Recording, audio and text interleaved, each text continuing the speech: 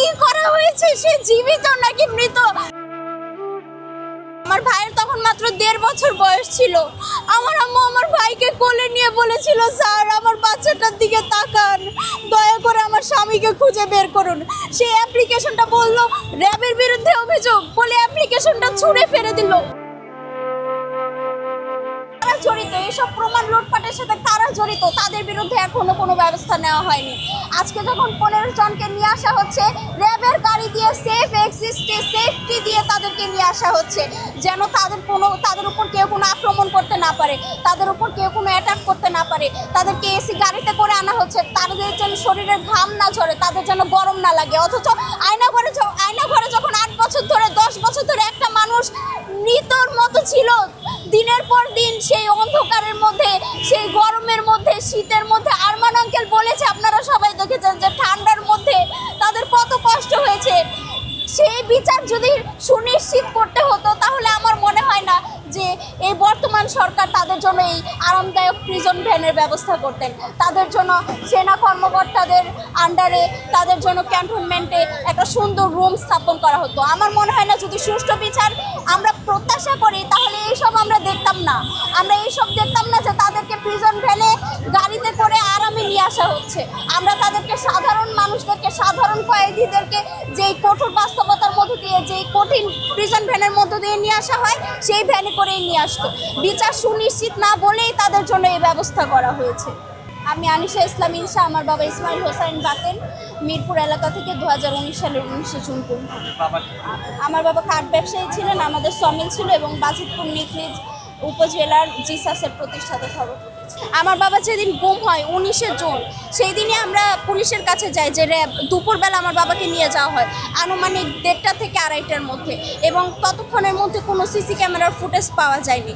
তারপরে আমরা থানায় গিয়েছিলাম যে র্যাবের বিরুদ্ধে জিডি করার জন্য, কিন্তু আমাদের জিডি নেয়নি, বলেছে পরের দিন সকালে যেতে। আমরা আবারও পরের দিন সকালে গিয়েছি, তাও জিডি নেয়নি।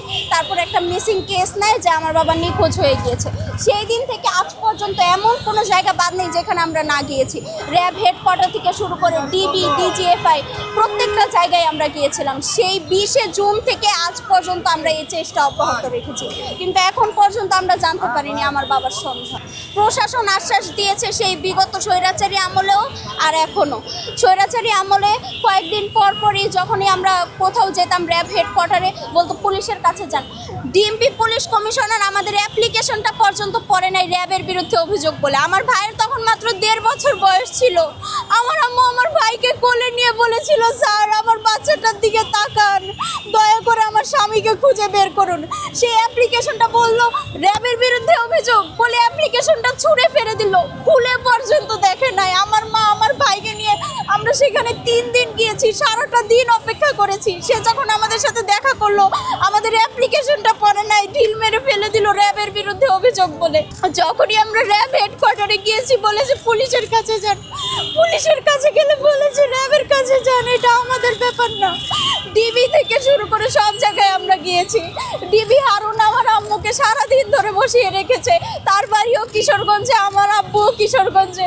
বলেছে যে আপনাদেরকে সাহায্য করবো। একটা মোবাইলের নিশ্চয়তা ছিল, বাংলাদেশে একটা আইফোন খুঁজে পাওয়া যেত, কিন্তু একটা আস্ত জলজান্ত মানুষের জীবনের কোনো নিশ্চয়তা ছিল না এই বাংলাদেশে।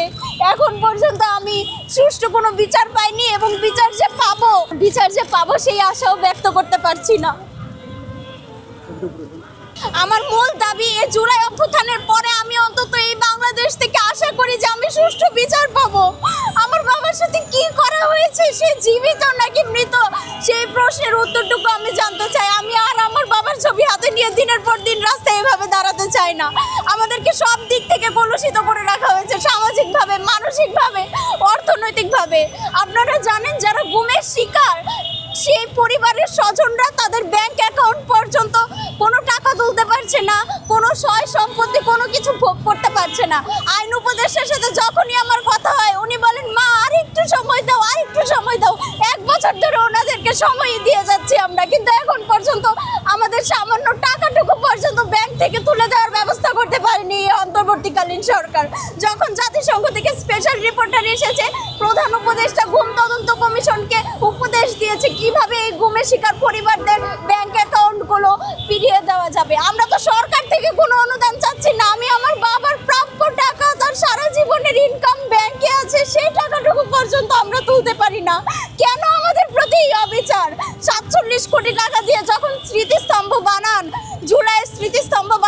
43 কোটি টাকা দিয়ে, তখন আপনাদের জটিলতা থাকে না? আর গুমের শিকার পরিবারদের প্রাপ্য টাকাটুকু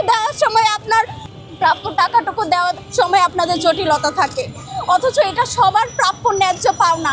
ইলিয়াস আঙ্কেল থেকে শুরু করে এখন পর্যন্ত যারা গুম হয়েছে 12-14 বছর হয়ে গিয়েছে, তারা পর্যন্ত তাদের ব্যাংকের টাকাটুকু তুলতে পারেনি, কোনো জমি কোনো সম্পত্তি বিক্রি করতে পারেনি। কারণ আমাদের এই সরকার এখন পর্যন্ত কোনো সুব্যবস্থা তৈরি করতে পারেনি। অনেক আশা ছিল আমাদের ডক্টর মোহাম্মদ ইউনূস আমাদেরকে ন্যায় বিচার প্রতিষ্ঠা করে দিবে।